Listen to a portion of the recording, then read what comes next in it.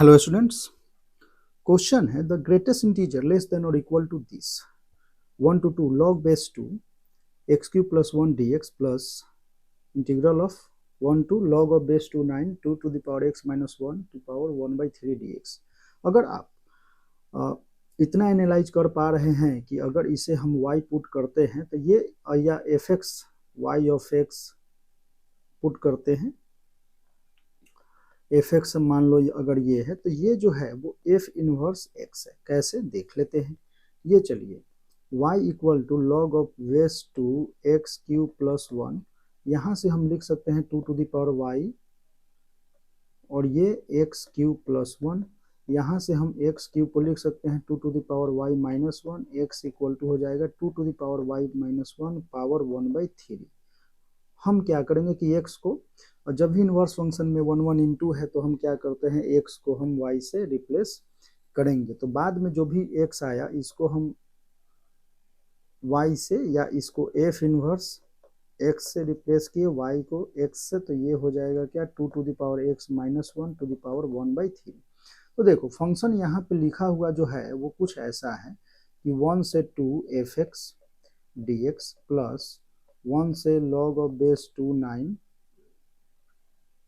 F dash x D x, कुछ ऐसा लिखा हुआ है। ठीक है,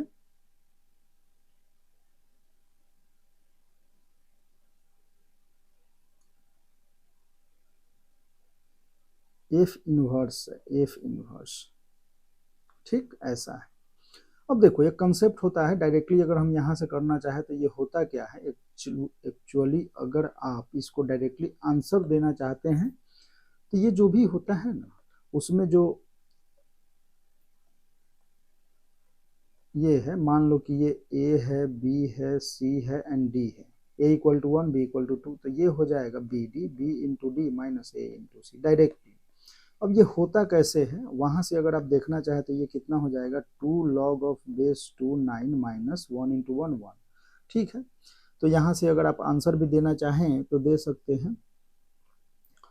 और ये अच्छा, इसका ग्रेटेस्ट इंटीजर हमसे पूछ रहा है, greatest integer less than equal to this, तो इसको आप ये बोल सकते हैं कि देखो 2 to the power 9, तो 9 है, 2 है मल्टीप्लाई में, तो हम ऐसा कुछ बोल सकते हैं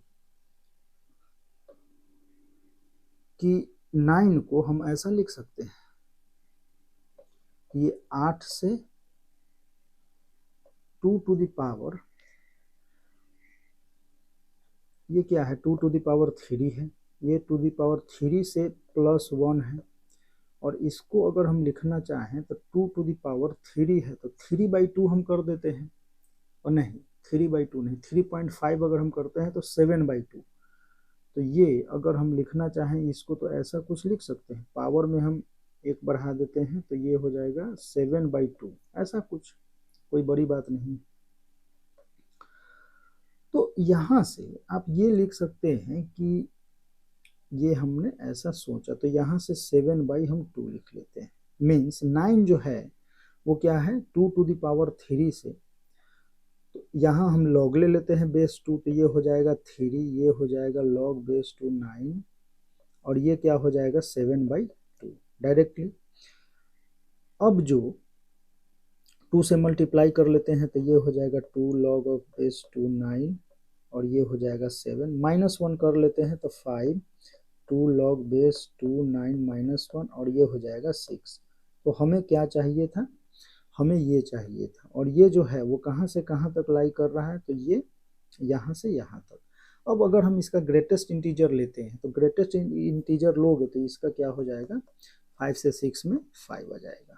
अगर आप इसका 2 log बेस 2 9 माइनस 1 इसका ग्रेटेस्ट इंटीजर लेते हो तो ये क्या हो जाएगा आपका 5 आ जाएगा। कैसे, ग्रेटेस्ट इंटीजर फंक्शन में हमने पढ़ा है कि 0 से 1 में 0 रहना है, फिर ये हो जाएगा 1 से 2 में ये क्या होना है 1, एंड 2 से 3 में 2, तो ये 1, ये 2, ये हमारा 3 4, 3 से 4 में, एंड 4 से 5 में हमारा 4 हो जाएगा, एंड 5 से 6 में हम क्या ले लेंगे, 5 से 6 में 5। ठीक है, तो ऐसा कुछ आप बता सकते हैं। ठीक है, लेकिन कंसेप्ट जो है कि ये इन्वर्स वाला कैसे ये आता है, तो इसको जरा हम लोग समझते हैं। मान लीजिए इस क्वेश्चन में कंसेप्ट अगर हम देखें तो कंसेप्ट है क्या, सिंपली अगर इसका आंसर दे तो 5 आपका आंसर है। अब कंसेप्ट अगर समझना है तो मान लीजिए कि आपके पास कोई gx फंक्शन है, if gx is the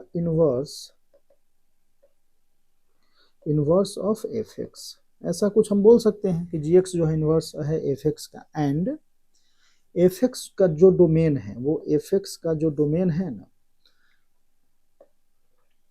has domain, ठीक है, वो क्या है a to b, means x belongs to a to b है, वेयर। अब जब ऐसा कुछ है तो हम F of A equal to कुछ बोल सकते हैं कि सी हो जाए, F of B equal to हम बोल देते हैं कि डी है, कुछ ऐसा। तो ऐसा है, then the value of A to B F X D x plus C से डी जी ऑफ,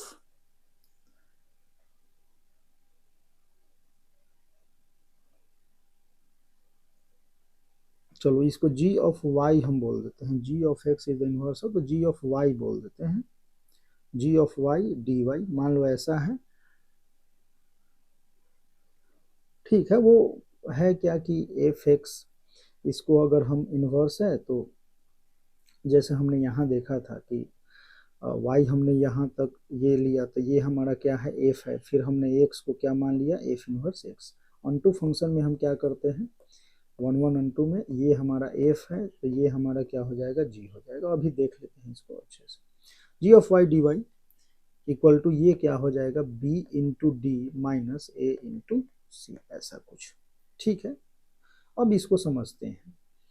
मान लीजिए कि आपके पास जो सेट है कुछ ऐसा है, ये फंक्शन है a टू b है, तो मान लेते हैं कि हमारे पास a है b है, ए पर ये क्या दे रहा है c दे रहा है, एंड b पे ये क्या दे रहा है d दे रहा है, ऐसा कुछ है। मीन्स यहाँ हम बोल सकते हैं कि g of c equal to a and g of d equal to b। g function ऐसे डिफाइंड है क्योंकि इनवर्स है, इसी को हम बोल सकते हैं क्या f इनवर्स। ठीक है, मीन्स आप ये बोल सकते हैं कि f inverse c equal to a, f inverse d equal to b, ऐसा। ठीक है, ये हमारा फंक्शन डिफाइन है इस प्रकार से। हम क्या करते हैं कि fx को हमने क्या किया, fx हमने y पुट कर लिया, तो g ऑफ y हमारा क्या हो जाएगा, ये x हो जाएगा। सिंपली अगर हम f ऑफ x किसी x पे हम c ला रहे हैं तो किसी c पे क्या आ जाएगा, a आ जाएगा, तो g of y equal to c, ऐसा कुछ। ये मान लो कि ये x है, x से y, तो f of x equal to y, तो g of y equal to x, या f inverse y equal to x, f inverse x equal to x। ठीक है, ऐसा कुछ। अब यहाँ से है F X equal to Y है, G of Y equal to X है, तो हम ये देख पा रहे हैं कि एफ डैश एक्स अगर या जी डैश वाई अगर आप करते हो, जी डैश वाई भी अगर करते हो तो ये क्या आता है डी वाई, और ये आ जाएगा डी एक्स। इसी प्रकार से एफ डैश एक्स अगर आप करते हो तो d x equal to d y. ठीक है, ऐसा कुछ।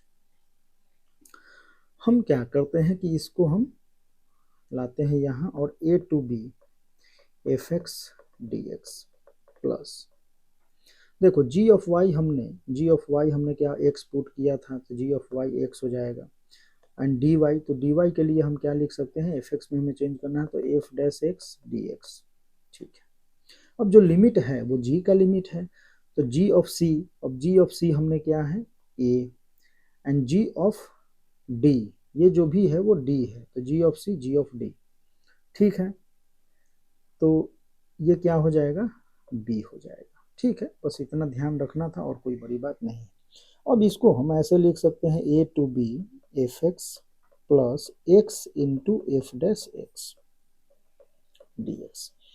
अब देखो, इंडेफिनिट इंटीग्रेशन में आपने पढ़ा होगा कि एफ एक्स प्लस और इसका डेरिवेटिव डैश मतलब एक्स के साथ जो भी है वो क्या आ जाएगा, एक्स एफ एक्स प्लस का सी। ठीक है, जब आइलेट में आपने किया होगा वहाँ पे आप कर सकते हैं। इसको अगर करना है तो आप ऐसे भी पुट कर सकते हैं कि 1 इंटू एफ एक्स, ठीक है, 1 into f X plus x f dash x, इसको आप ऐसे डी एक्स।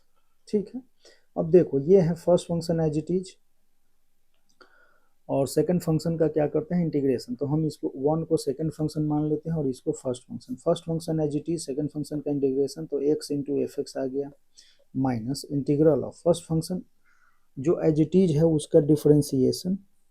ठीक है, और ये हो गया x D x plus x f dash x D x. यहाँ से ये कैंसिल आउट और जो भी है प्लस सी तो चल ही रहा होगा, तो यहाँ से एक्स एफ एक्स प्लस का सी ऐसा कुछ आया। हम यहाँ से डायरेक्टली इसको लिख सकते हैं, क्या लिख सकते हैं, तो एक्स एफ ऑफ एक्स, ठीक है, लिमिट इसका हो जाएगा ए से बी, तो हम लिख सकते हैं B F of B minus A F of A, ऐसा कुछ। और यहाँ से एफ ऑफ बी, अब देखो एफ ऑफ ए अगर आप देखना चाहें तो एफ ऑफ ए हमारा क्या है, सी है, एंड एफ ऑफ बी हमारा क्या है, वो डी है।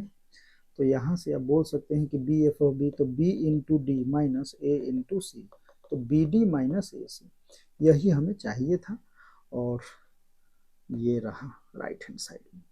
तो सिंपल है, चीज़ें ध्यान में रखनी है और ये सब इन सब पे क्वेश्चन आते हैं जेईई एडवांस में, हर साल आ रहे हैं, तो करना है, कोई बड़ी बात नहीं है।